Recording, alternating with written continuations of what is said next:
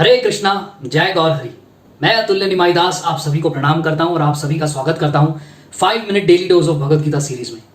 तो आज हम लेने जा रहे हैं पहले अध्याय के 2 श्लोक 26 और 27। तो देखिए क्या कहते हैं। अर्जुन ने वहां पर दोनों पक्षों की सेनाओं के मध्य में अपने चाचा ताऊओं, पितामहों, गुरुओं, मामाओं, भाइयों, पुत्रों, पौत्रों, मित्रों, ससुरों और शुभचिंतकों को भी देखा। जब कुंती पुत्र अर्जुन ने मित्रों तथा संबंधियों की इन विभिन्न श्रेणियों को देखा तो वह करुणा से अभिभूत हो गया और इस प्रकार बोला।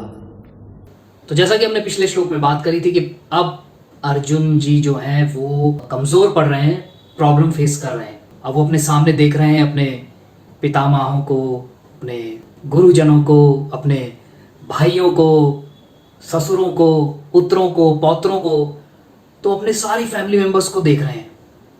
और उनको देखकर उसके मन में ऐसा आ रहा है कि यार इनको कैसे बड़ी प्रॉब्लम से गुजर रहे हैं। जैसे गुरुजी उदाहरण भी देते हैं कि अगर आपको अपने सबसे प्रिय व्यक्ति को मारना हो तो आप कैसे करोगे, तो आप क्या करोगे, क्या हालत होगी आपकी। तो पितामह भगवान कृष्ण के बाद सबसे प्रिय थे अर्जुन को, उनको मारना था, सामने खड़े हैं। द्रोणाचार्य उनके गुरु, उनको मारना है। तो गुरुजी यहाँ कह रहे हैं कि ये जो नाम ले रहा है मेरे चाचा, मेरे चाचाओं, मामाओं, पुत्रों, पौत्रों, ये आसक्तियों के नाम गिना रहा है, अटैचमेंट्स के नाम गिना रहा है। सब अटैचमेंट्स हैं। तो प्रभुपाद जी बता रहे हैं कि अपने पितामह उसको मारना है। गुरुजन द्रोणाचार्य गुरु है, वो उनसे सीखा है सारी धनुर्विद्या, अस्त्र शस्त्र, ये सब की क्या है, उनसे सीखी और आज उन्हीं के अगेंस्ट मुझे यूज करनी है, उन्हें ही मारना है। तो प्रभुपाद जी बताते हैं कि युद्ध शुरू होने से पहले उन्होंने बाण मारा द्रोणाचार्य जी के एकदम पैरों के पास, आशीर्वाद लेने के लिए कि युद्ध है, मुझे आपसे लड़ना है, तो कृपा करके मुझे आशीर्वाद दीजिए।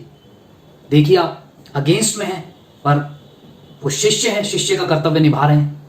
तो गुरु ने भी क्या किया, द्रोणाचार्य ने भी बाण चलाया और उनके सर को टच होके वो बाण निकल गया कि मैं तुझे आशीर्वाद देता हूं कि तू विजयी हो। देखिए गुरु अपना कर्तव्य निभा रहे हैं, शिष्य अपना कर्तव्य निभा रहे हैं। वो जानते थे कि अर्जुन सबको खत्म कर देगा, पांडव ही जीतेंगे, पर फिर भी आशीर्वाद दे रहे हैं। सो प्रभुपाद जी यहाँ पे ये पॉइंट रेस कर रहे हैं कि ये जो रिलेशनशिप्स हैं, मटीरियल वर्ल्ड के जितने भी रिलेशनशिप्स हैं, ये एंटेंगलमेंट्स हैं। ये क्या है, ये हमें फंसाते हैं। कहाँ फंसाते हैं? इस भौतिक जगत में। ये भौतिक जगत क्या है? दुख आल्यम। आगे हम चलेंगे तो उसमें देखेंगे हम कि भगवान इस भौतिक जगत को, पूरे मटेरियल वर्ल्ड को दुखाल्यम कह रहे हैं, दुखों का घर कह रहे हैं। क्योंकि यहाँ हर व्यक्ति दुखी है। कौन सुखी है? कोई नहीं सुखी। सुख है ही नहीं यहाँ पे। यहाँ तो सिर्फ दुखों की कमी को हम सुख मान लेते हैं। हम इतने बेवकूफ हैं, गुरुजी कहते हैं कि हम दुखों की कमी को सुख मान लेते हैं। ये हमारी गलती है। उसके जो परिणाम आएंगे वो भी हमें, उसके फल भी हमें भुगतने पड़ेंगे। तो ये हमारी गलती है कि हम ऐसा सोचते हैं। तो आदमी फैमिलीज को जोड़ता है, शादी करता है, फिर बच्चे होते हैं और फैमिली मेंबर्स के साथ दोस्त बनाता है। क्यों बनाता है? क्योंकि वो एंजॉय करना चाहता है। तो ये प्रोपेंसिटी, ये आदत कहाँ से आई है? ये नेचर हमारा कहाँ से आया? ये भगवान से ही तो आया है। भगवान कृष्ण भी ऐसे ही हैं। हम उनके अंश हैं। वो चाहते हैं कि हम उनके पास वापस आ जाएं। अपने बच्चों के साथ, वो अपने चिल्ड्रन के साथ क्या करना चाहते हैं? एंजॉय करना चाहते हैं। तो उन्हीं से ये नेचर आया। पर ये नेचर जब भौतिक जगत में आ जाता है तो ये हमारे दुखों का, हमारे बंधन का कारण हो जाता है। तो हम जब भौतिक चीजों से आसक्ति करेंगे, चाहे वो जड़ हो चाहे वो चेतन हो, चेतन में सारे रिलेशंस आ गए, सारे रिलेशंस आ गए चेतन के अंदर, और जड़ में सारी जड़ वस्तुएं आ गई, बंगला, मोटर, गाड़ियां, बंगले, जमीनें, सारी फैक्ट्रियां, ये वो जो भी जड़ है वो सारी चीजें कवर हो गई।